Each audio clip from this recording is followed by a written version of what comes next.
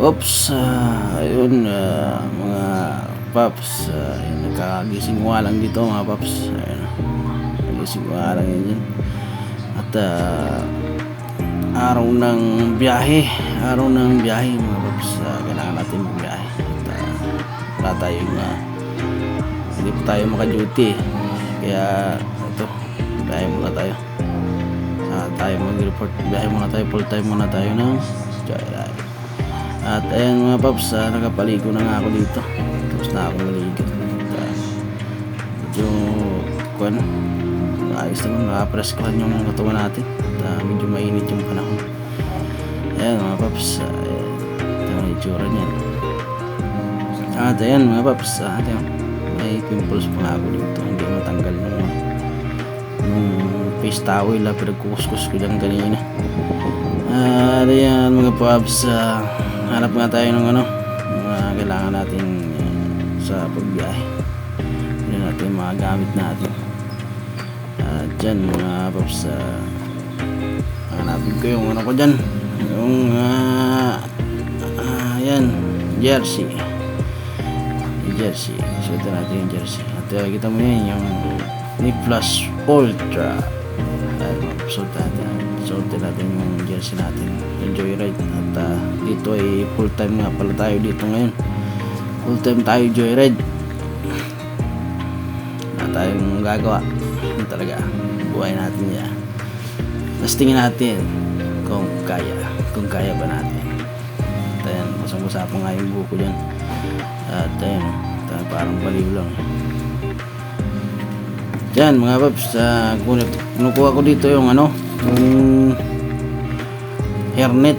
Ayan hairnet, kailangan natin yung mga paps kasi marami kasi halos kalalaso ng pasahero natin humihingi ng hairnet. Nakakahiya kasi pag wala akong may abot na hairnet kaya talagang napabili din ako ng hairnet talaga mga paps. Kaya talaga, kuha na rin talaga yan, parang SOP na rin talaga yan sa Joyride mga paps.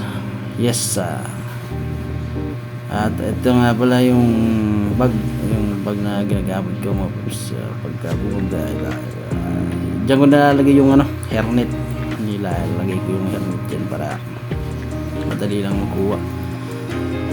Mahirap kasi pag walang bag pati yung nakaraan kasi bumabiyaya ako, yung tira kong nakaraan, doon ko lang nalagay sa bulsa yung mga natin, kita natin, yung pera na mga pamasahe ng natin, nabayad nila. Diyan ko lang nalagay sa bulsa. At ito nga pala yung face towel ko, nagamit ko yung kahapon kasi talaga pawis tayo, mainit talaga panahon mga paps. At ito, pabango muna tayo mga paps. Galing nga pala yan sa aking kapatid na babae. Yan, salamat ako sa kanya at binigyan ako pabango kahit pa paano. Magamoy tao naman tayo. At ito nga yung gloves natin mga paps. Hindi ko mahanap yung isa. Hindi ko alam kung nasaan na. Saan kaya na laglag dun. Ang gulo kasi dun sa bahay. Ako lang kasi yung mag-isa. At dahil nga hindi ko mahanap agad yung gloves ko, ito nalagyan ko muna ng pabango yung helmet kasi yung baho, hindi naman baho yun. Nung isang buwan ko pa nilaban yan. At ayun, nahanap ko nga talaga yung hairnet dati kasi kailangan talaga kasi masyadong mainit na mahapdi sa kamay yung pagka wala kang gloves. Dyan ko nahanap pala yung aking gloves na lagod ko dyan sa gilid, kaya hirapan talaga akong hanapin. Buti nakita ko, sumilap ko doon sa may gilid ng ref. At ayan, suotin ko na nga yung aking gloves mga paps. Medyo bitin nga lang yung gloves natin. Tingnan mo naman, pagka mainit yung gloves is ganun pala. Bastos. Ganun na dapat, brum. Ayun. Ready na tayo mga paps. At bago umalis, yan, may tabos muna tayo. Kahit wala tayong nararamdaman is mag-inom pa rin tayo ng vitamins. Yung ano yan, ascorbic acid. At yan, inubos ko na yung tubig niya. Kasi wala tayo almusal dyan mga paps. Mamaya na tayo mag-almusal pagka kumita na tayo. Kain na tayo sa labas. At ayan, ready na tayo mga paps. Ready na. Nakuha na yung lahat ng mga kailangan para sa pagbiyahe. At ayan, dito na ako sa labas. Katabi ko na yung aking si Bossing. Si Bossing yun. Ayan.